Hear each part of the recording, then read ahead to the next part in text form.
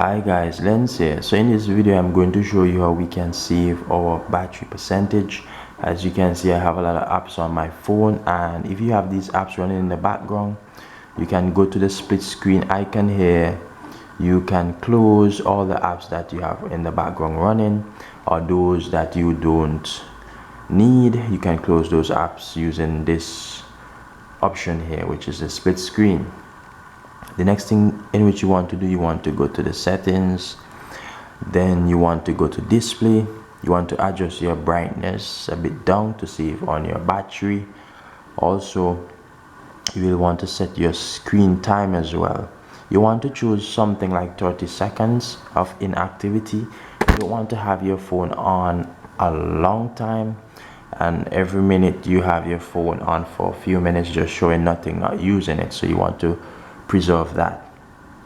Also, you want to enable the accidental touch protection. This is if your phone is in your pocket as well. It can be touching and coming on, coming off, and this can drain the battery over time. And also, last but not least, you can enable power saving mode here. We can go here and enable the power saving mode here, and also we can put this to save maximum power saving.